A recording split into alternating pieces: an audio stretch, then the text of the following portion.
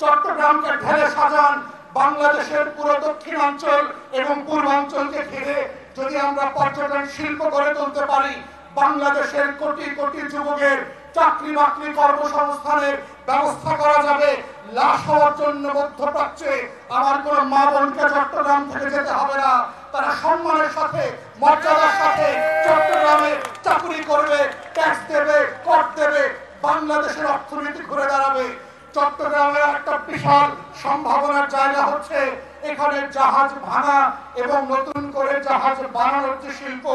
আমরা গণমাধ্যমে দেখেছি আগামী 10 বছরে সারা দুনিয়াতে প্রায় 15,000 জাহাজকে ভাঙতে হবে, কারণ তাদের মেয়াদ শেষ হয়ে গেছে।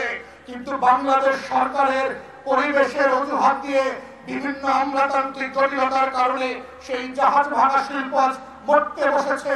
যেখানে 200-এর মতো জাহাজ ভাঙার শিল্পের উঠান ছিল, সেখানে সেটা নেমে এখন 24 থেকে 25টাতে চলে এসেছে। বিভিন্ন অজুহাতে আমার জাহাজ ভাঙা শিল্পকে ভারতের হাতে তুলে দেওয়ার ষড়যন্ত্র হচ্ছে। আমরা সতর্ক করে বলছি যে দিল্লির গোলামিকে আমরা কবর দিয়েছি। 2024-এ আর কোন পিছনের দরজা দিয়া সেই দিল্লি বাংলাদেশে আর আসবে না। বাংলাদেশের সম্পদ, বাংলাদেশের শিল্প শুধুমাত্র বাংলাদেশিদের জন্য ব্যবহার করতে হবে। এটাই হচ্ছে দায় ও দরদের বাংলাদেশ 2 করবার যেই রাজনীতি। এবং এই চট্টগ্রামকে ঘিরে নতুন করে আরো অনেক শিল্প তৈরি করবার সুযোগ আছে। আমরা দাবি করছি আমাদের বন্দরকে আধুনিকরণ, এখানে যে চাঁদাবাজ এবং গুন্ডামি বদমাইশির যে সিন্ডিকেট ডেভেলপ করেছে শ্রমিক সংগঠন এবং শ্রমিক নেতাদের নামে, এগুলো ভেঙে ঘুরায় দেন।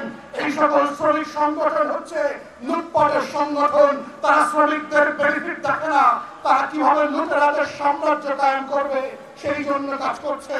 তাই চট্টগ্রামকে যদি সত্যিকারে আমাদের অর্থনীতির রাজধানী বানাতে হয়, যদি চট্টগ্রামকে সত্যি বাংলাদেশের অর্থনীতির কেন্দ্রবিন্দুতে পরিণত করতে হয়, এই চট্টগ্রামকে ঢেলে সাজিয়ে নতুন করে বাংলাদেশ 2 গড়বার যে ভিত্তিমূল, সেই ভিত্তিমূলের রাজনীতির লক্ষ্য হচ্ছে সেবা এবং সমস্যা সমাধানের রাজনীতি।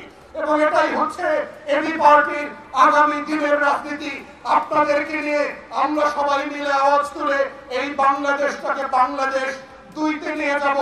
দায় দরদের রাজনীতি, আপনার অধিকারের রাজনীতি হচ্ছে আমার দায়িত্ব। যেটা জনগণের ভোগান্তি সেটা ফিরিয়ে দেওয়া হচ্ছে এবি পার্টির রাজনীতি। এই রাজনীতি হচ্ছে বাংলাদেশের আগামী দিনের ভবিষ্যৎ।